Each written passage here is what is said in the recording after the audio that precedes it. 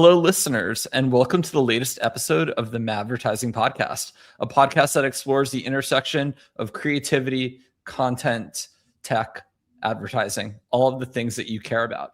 Today, we have a special guest. We have Senda Ben Abdallah. She is the head of product marketing at Vibe.co. They just had some big news I'm sure you'll hear about. They're the self-serve CTV ad platform that's essentially trying to be for streaming TV what Google is for search. And before Vibe, Senda built her career on B2B and enterprise tech. She's also a podcast host, which we're going to talk a little bit about, but she's a super impressive marketer. Her thoughts online are really smart. She's obviously built an amazing brand at Vibe with all the success that they've had. So we're very lucky to have her on the show. Senda, welcome to the podcast. Well, Adam, thank you so much. I was not expecting such a hyped up intro, but I love it so much. Thank you. And I'm so happy to be here. Thank you. And thanks for spending the time joining us. I know you're super busy. You guys also do such amazing marketing. I'm personally a fan of Vibe's marketing. I get your CTV ads. And I also get your Facebook ads for marketing, which is such good targeting because I'm a VP of marketing and you're obviously wanting to go after, someone like myself. So I think you guys do great work. But let's start with a different topic. Let's start with podcasting. You're a podcast host in addition to being a marketer. And I love having podcast hosts on the show. And one of the reasons why is getting to host a podcast, I get to talk to really interesting people. And it's kind of like a cheat code to learn from other people. Because selfishly, I write down the questions that I want to learn. But I ask every podcast host this question. Who has been your favorite guest? And why were they your favorite guest? And or even just some of the qualities of your favorite guests that marketers could sort of learn from. Oh my God, it's like asking someone if they prefer their mom or their dad. I don't really like this question. I've had over, I think, 68 guests. So this is tough, but one is standing out, and this is because I'm a fan of his. His name is Thomas Erickson. He wrote a book called Surrounded by Idiots, which is one of my favorite books. It's a best-selling book. And I emailed him after reading his book over Christmas, and I was like, hey, I'm a fan. I'd love to interview you on my podcast. And surprisingly, he replied. He replied one day after I sent the email, which boosted my confidence a lot. And I had a chance to interview him about his book, which essentially assesses personality types, which is something I'm very curious and interested in. And so, I was very impressed to have him on the show. He's extremely inspiring and he's just amazing, such a thought leader. And I think anyone should read the book, by the way. Did you read it, Adam? Do you know it? I've heard of it. I haven't read it yet, but okay. I'll have to add it to my list. And I think, everyone who I've emailed and asked to come on the show has said yes, which has been pretty refreshing that people are willing to go on. Cause we're not, both our shows, we're not hosting the Joe Rogan Experience or, Call Me Daddy or any of these big podcasts. We have a niche audience of a few thousand marketing nerds that really care about creativity. But I find as well that when you reach out to people, they say yes, because they kind of reaching the smaller, passionate audiences. And it's probably a lot more fun because it's not something from this show is going to get clipped nefariously and put in the media. So it's a lot lower pressure to do. Yeah, I completely agree. I mean, here I am. Well, so I want to talk about your marketing career because it's been pretty impressive. You've done a great job. I feel moving from, I think you're at Microsoft and Cisco into some quirky tech startups and now obviously at a winning MarTech firm. Do you want to talk a little bit about, I guess, the through line of how through all this work you now think about marketing and just the work that we all do and all of our listeners do during the day, philosophically, however you want to talk about it. I know it's a broad question. Yeah, it's a broad question, which I'd love to start answering by giving more context to the listeners on my background. You did mention I started working in tech after graduating from a business degree. Actually, it was business and IT, but mostly focusing on business. And I knew right away that I wanted to work in the tech industry just because it moves so fast and there's so much to learn. And so my first big career move was going to San Jose in California, so Silicon Valley, spending 1 year working with Cisco, which is a huge company, like #1 corporate company in the US. And I quickly learned that I love tech, but I was just overwhelmed by the lack of impact that I was having in such a big organization where decisions take so long to be made, and every idea you have will probably die after a few months because it didn't get implemented on time. And so I was getting really, really frustrated. And after kind of facing that frustration for a while, I decided to just go for the startup experience. And I've been working with startups ever since. So my first experience was with a B2B SaaS that had just raised their Series A. And I joined them as they were raising their Series B. So I was kind of like in that, okay, we're a startup, but moving to scale up vibe. I built the product marketing function. And that's really when I realized, okay, this is what I want to be doing forever. Like, product marketing is such an interesting field because you get to work with sales, customer success, marketing, product engineering, and you're really the center and the glue of all these departments. And I got really energized by the role and decided to keep doing that afterwards. So my first experience was a B2B SaaS. After that, I joined another startup, which similarly had just raised their pre-seed round, and they were raising their Series A round. Joined them as the first marketer, built a product marketing function, and it just became a pattern after that. And I think that the second startup was interesting because it was a completely unknown industry to me. It was construction tech, very old-fashioned and very technically complex. So I had to learn a lot about like what engineers and architects love to do. It's essentially a 3D visualization platform that brings together engineers, architects to work on different tools.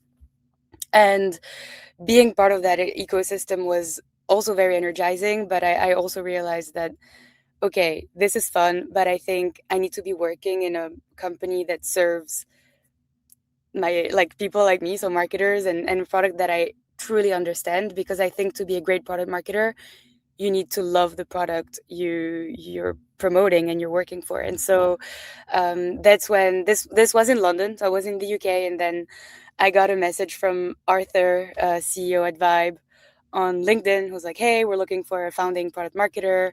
Are you interested? We're building the team in New York. I'm like, this sounds great. I want to change my life entirely, so let's go. And that's when I joined Vibe. So it's been 1.5 years now. Joined as the first kind of PMM, also quickly built the function, mostly serving the sales team through sales enablement by creating the pitch decks and the one-pagers and all the assets to help our sales team. And then hired an incredible designer who's been playing a huge role in all the marketing that you see across like billboards, out-of-home campaigns. And that's when I saw that product marketing is amazing, but there's so much more to marketing that I could be doing. And building brand awareness is definitely something that I learned with Vibe.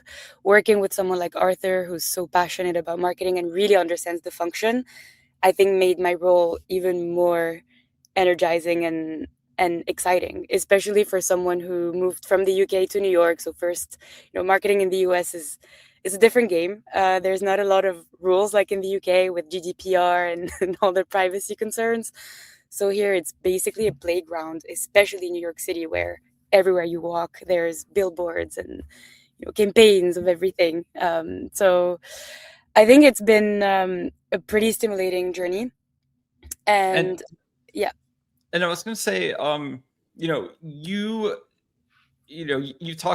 started to touch on this, that you built the PMM function from scratch at Vibe.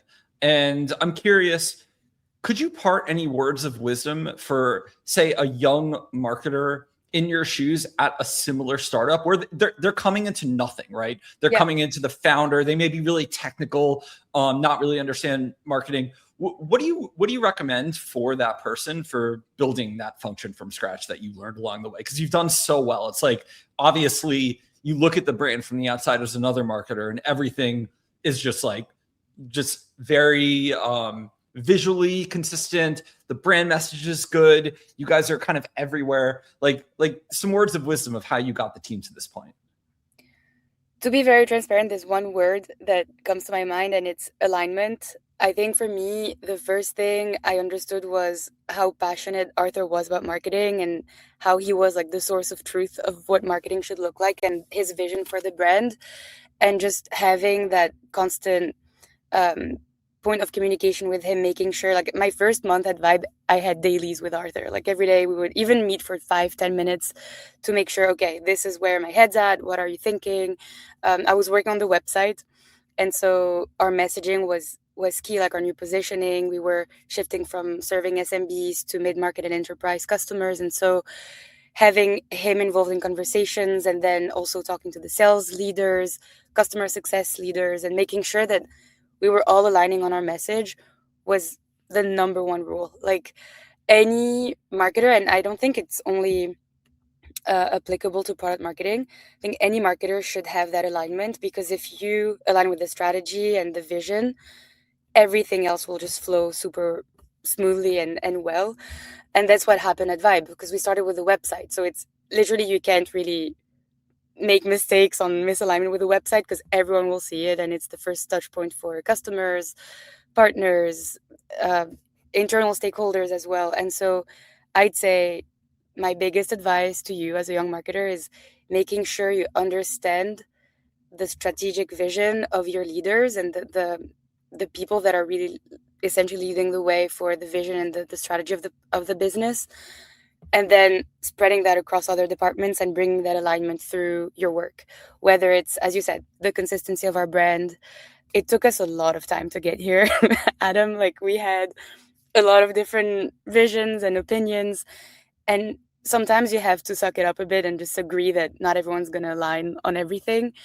But finding, like, I would call it the strategic alignment, is what's going to help you as a product marketer or marketer.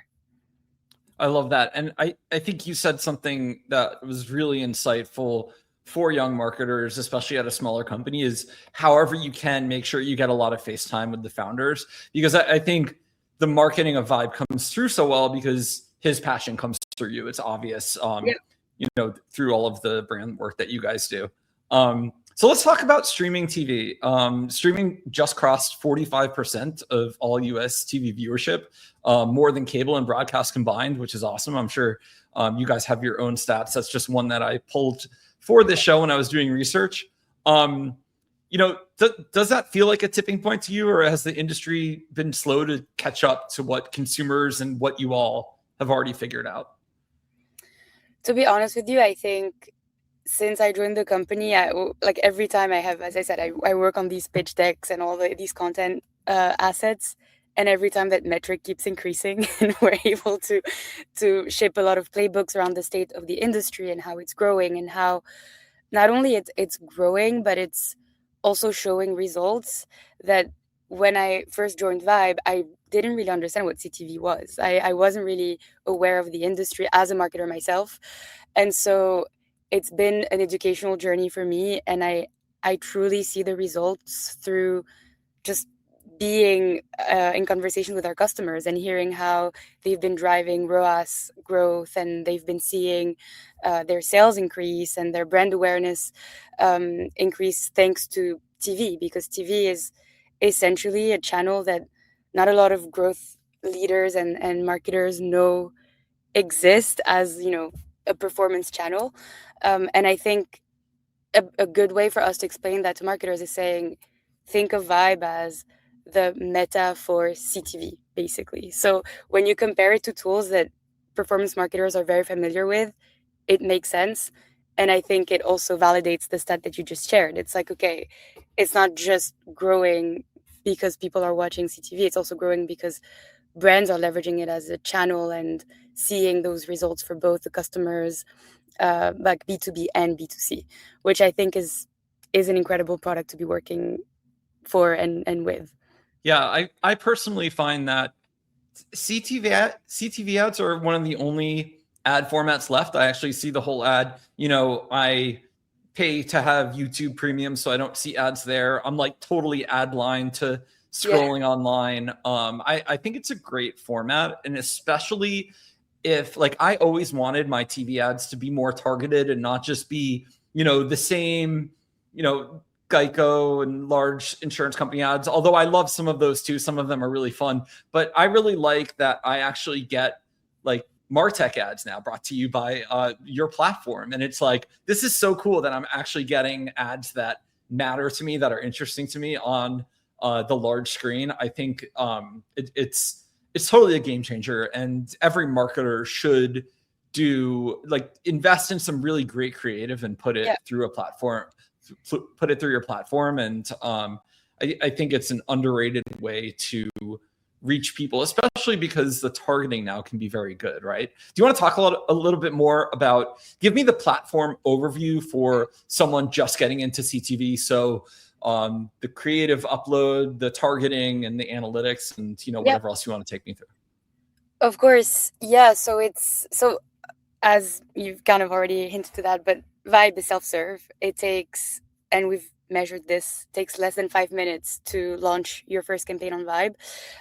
You could be an SMB, a startup that just started a business. You can be a large business that's dealing with thousands of customers. It doesn't really matter. There's no minimums. You can start with as low as $50 a day, let's say. And the first thing you will be asked to do is choose your goal, your campaign goal as a business. So whether you're looking to drive awareness, sales, leads, or user acquisition, we work with a lot of apps as well. And so once you've picked a goal, you are prompted to choose your targeting. And that's where I think our product really stands out, because it's so easy to either leverage existing data that you have in your CRM. As a marketer, we all use a bunch of CRMs. And so Vibe today integrates with over 40 measurement and audience partners. And a great use case is HubSpot. Let's say you have a huge list of customers on HubSpot and you want to retarget them on TV. You can simply upload your list, and then Vibe will do that matching for you and make sure that the ad you're launching in your product will be in front of your customer and your target audience. And so let's say you have a customer that's been on your website but never bought a product. Well, you can retarget them on TV instead of a boring Instagram ad. And that's where I think the value really comes together. So targeting, either you have your CRM, you can do that, or Vibe can also recommend some targeting options based on your website domain and your industry and your audience. Our targeting options have in-market audiences, so interests of your customers, their demographics, their location.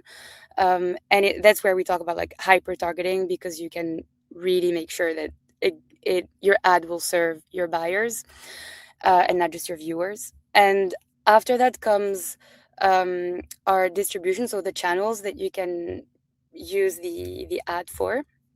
And that's where we talk about over 500 platforms we integrate with, including Disney+, ESPN, and more.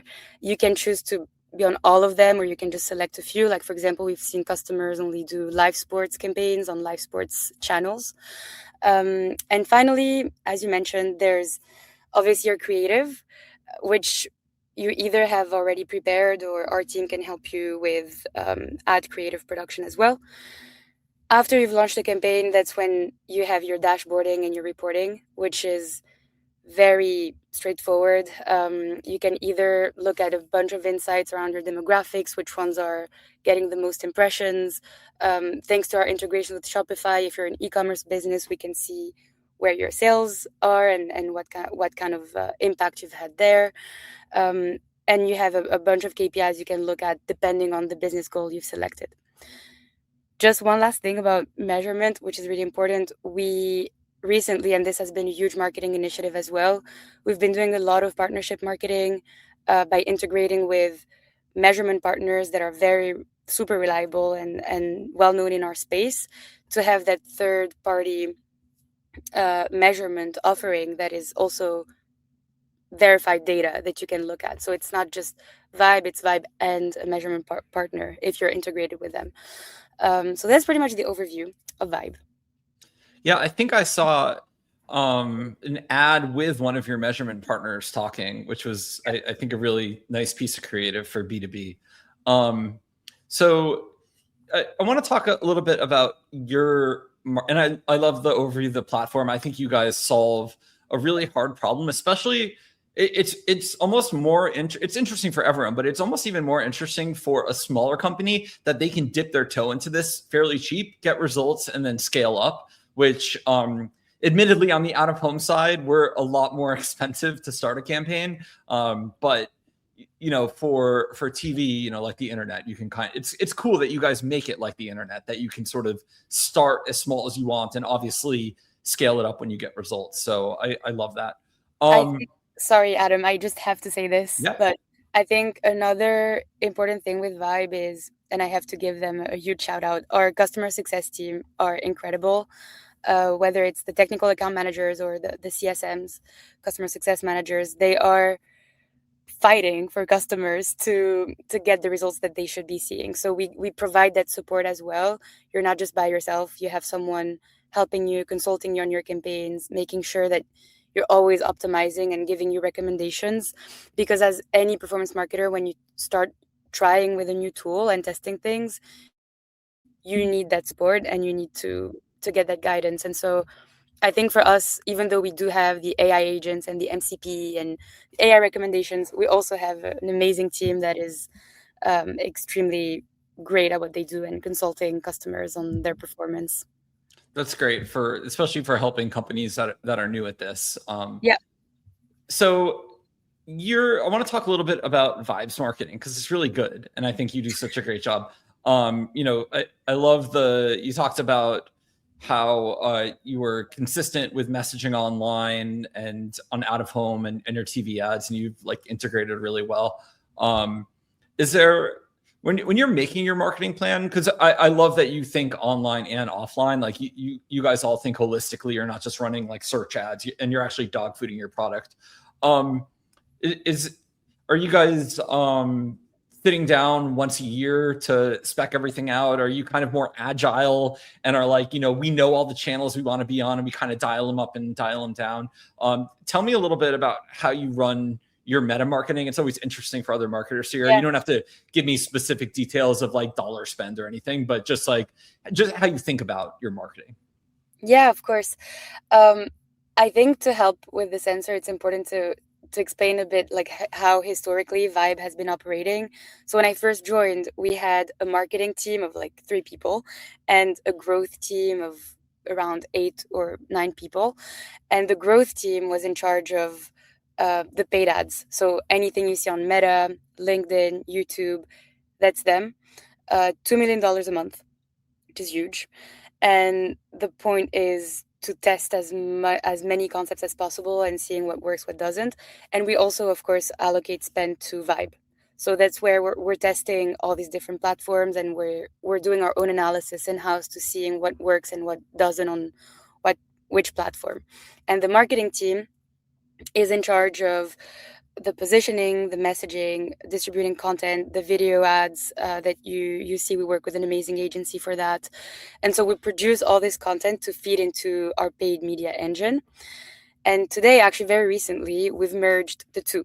So now more than ever, we're working really, really closely with our growth, that is now marketing team, to make sure that every time there's, let's say, a product launch or a big campaign we're working on, they know beforehand and they can already start prepping the audience that we need to have ready. Let's say we're launching, which this is actually real, we've launched a Clay integration. So let's make sure we have the Clay audience ready in LinkedIn and Meta so that we can push those creatives. And we have these weekly planning sessions for creatives that go on Meta and LinkedIn. So that's anything from static assets to video assets. We're now working a lot with creators as well to help us with scaling our production, because you probably know this, or anyone listening to this knows this. It takes a lot of time to come up with concepts that work. And so we're now making sure that we have a lot of volume so we can test every week we test at least 20 concepts on all the platforms that I mentioned. And on top of this, we also do out of home, which has been probably the craziest initiative of this year. We decided to go all in on out of home because it was actually the only channel we haven't tested yet, and we wanted to build more brand awareness. So we had that goal, and we didn't really think of out of home as a conversion play, but rather an awareness play. And that's why we decided to go all in, and every single creative we've pushed on out of home was also distributed on our paid media.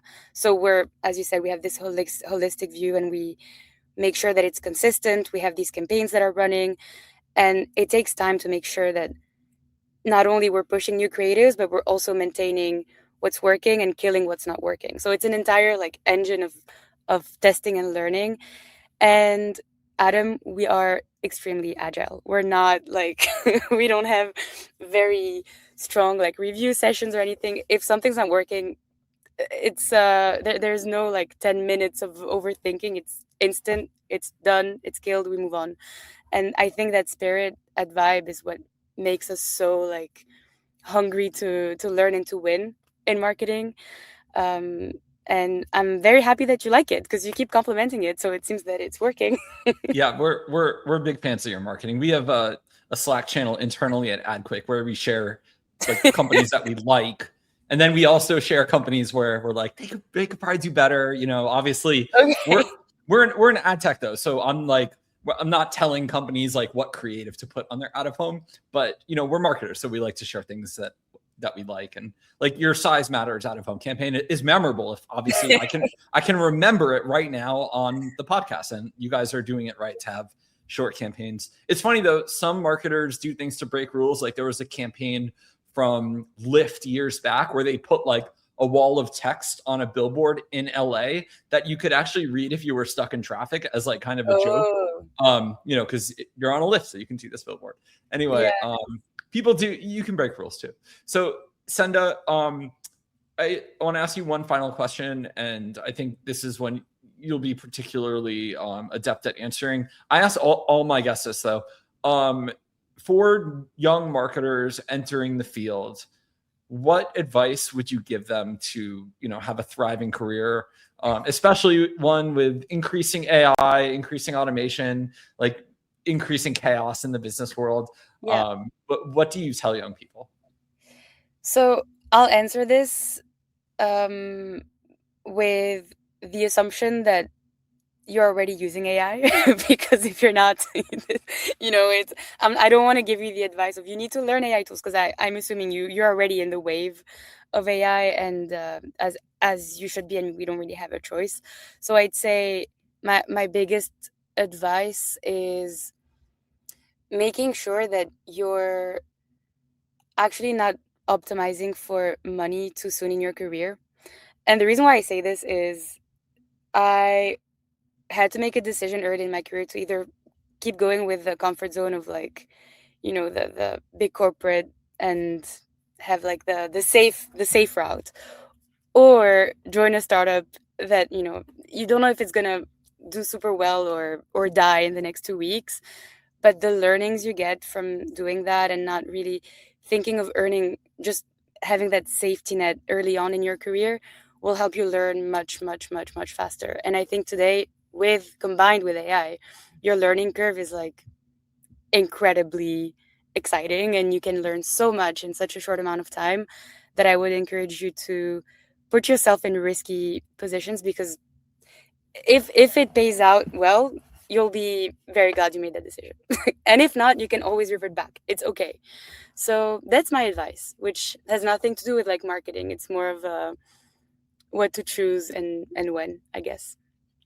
I love that advice. I was actually given similar advice when I moved to Silicon Valley. Well, not advice, just a quote from a venture capitalist friend I met when I first moved there. He said, "You're either learning or you're earning or you're learning." And he actually meant that slightly differently, because he meant you're at a startup and it fails and you learn, or it wins and you earn. And so it's similar to what you just said though. You definitely I like the idea of taking risks when you're young in your career, and they can work out or not, but it's definitely where you grow the most, versus staying. Adam, are you saying that I think like a VC? I think you do. Thinking in bets is basically what it is. Yeah. Did I just change career? I think I could see you doing venture capital one day, and maybe you will. It's a great place for marketers because a lot of venture capitalists don't think like marketers, and there's so many interesting things happening in media right now, in media and marketing, that you would have a unique eye for it. Well, Senda, this has been great. You're so interesting. Where can people find you to connect online, and also how should they get started with Vibe? Well, thank you so much, Adam. Very easy. LinkedIn is your best bet. Senda Ben Abdallah, that's me on LinkedIn. And my cover image is one of our billboards. So it's going to be easy to find me. And for Vibe, vibe.co, just log in, create an account. You don't need anything else. You just need a work email. Not even, actually, even a personal email works. So join us, try CTV, it works. Awesome. And we'll put some links to connect with Senda and Vibe in the show notes. Thank you, everyone, for listening, and we'll see you on the show next week.